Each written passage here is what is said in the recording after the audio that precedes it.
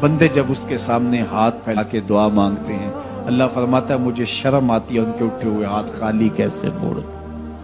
جب انہوں نے مجھ سے مانگا ہے میں نے بھی نہ دیا تو کس در پہ جائیں گے؟ تو پھر جب مجھ سے مانگا ہے تو میں کیوں نہیں دوں گا، ان کی جھولیاں کیوں نہیں بھروں گا؟ وہ تو کہتا ہے مجھ سے مانگو۔ اللہ اکبر۔ دنیا داروں سے مانگے تو ناراض ہوتے ہیں، اللہ سے نہ مانگے تو ناراض ہوتے ہیں۔ وہ کہتا ہے سوالی بن کے میری چوکھٹ پہ، اور مجھے اچھا لگتا ہے کہ تم مجھ سے مانگو اور تم جھولیاں پھیلاؤ، اور نہ میں صرف تمہاری ضرورت کو پورا کروں گا بلکہ اپنی جناب سے تمہیں مزید رحمتوں سے بھی نوازوں گا۔ تمہارے اٹھے ہوئے ہاتھوں کی میں لاج رکھوں گا، تم طلب تو کر کے دیکھو۔ لازمی نہیں ہے کہ تمہیں مانگنے کا بڑا سلیقہ آتا ہو میں پھر دوں گا، شکستہ اور ٹوٹے پھوٹے لفظوں سے مانگو پھر بھی جھولی بھر دوں گا۔ وہ کریم ہے، اس سے مانگو تو صحیح، ہاتھ تو پھیلاؤ۔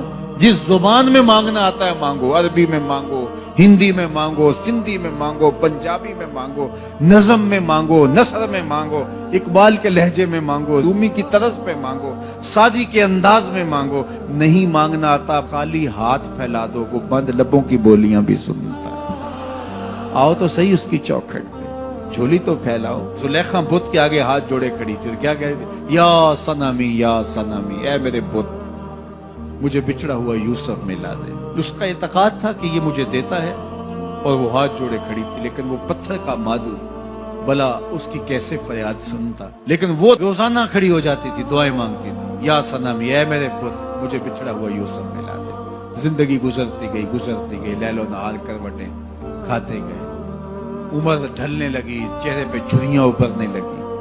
وہ روزانہ سر شام ہاتھ جوڑتی اور بیٹھ جاتی، لیکن کوئی جواب نہ آتا۔ ایک دن رات کا پچھلا پہر تھا، یا صنمی کا وظیفہ چل رہا تھا، نیند کا جھٹکا آیا، زباں بل کھا گئی، کہا یا سمدی یا سمدی۔ آواز آئی جبریل جا یوسف کے گھوڑے کا رخ موڑ دے، بچھڑی ہوئی کو یوسف ملا دے۔ مالک اس نے تجھے تو نہیں پکارا، یہ تو بت کو پکار رہی ہے۔ وہ تو زباں بل کھا گئی اور یا صنمی کے بجائے یا سمدی کے لفظ آگے، کہا جانتا ہوں۔ لیکن اتنا عرصہ ہوا بت کو پکارتے ہوئے، اس نے کوئی جواب نہیں دیا۔ آج اس کے لبوں پہ میرا نام تو آیا ہے، جیسے بھی آیا ہے۔ اگر میں نے بھی نہ دیا، میرے اور بت میں فرق کیا ہوا؟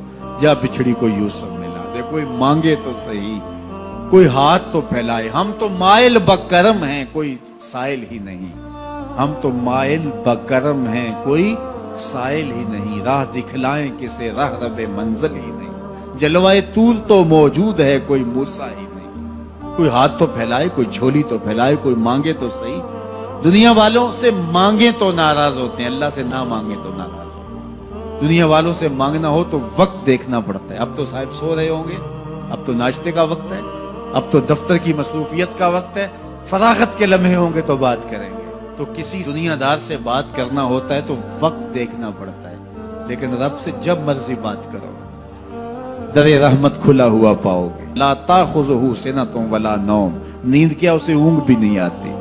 جب بھی مانگو گے دستے کرم کشادہ پاؤ گے۔ جب بندے اس کے سامنے ہاتھ پھیلا کے مانگتے ہیں، اللہ فرماتا ہے مجھے شرم آتی ہے ان کے اٹھے ہوئے ہاتھ خالی کیسے موڑ دوں۔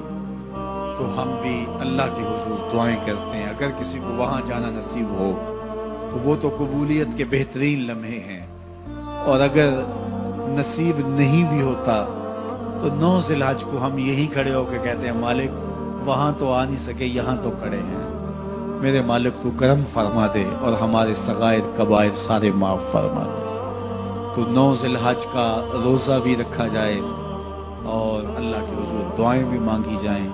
آپ جہاں بھی ہوں گے قبولیت ہوگی، اور اللہ قبولیت کو مزید 4 چاند لگانے کے لیے کسی دن اپنی چوکھٹ پہ بلا بھی لے گا۔ وہ کیا کسی نے کہا تھا کہ کام آخر جذبہ بے اختیار آ ہی گیا، کام آخر جذبہ بے اختیار آ ہی گیا، دل کچھ اس صورت سے تڑپا ان کو پیار آ ہی گیا۔ تو ایک دن اللہ ہمیں اس سعادت کے لیے اپنی چوکھٹ پہ بھی بلائے گا۔ اللہ آپ سب کو بار بار حج بیت اللہ کی سعادت نصیب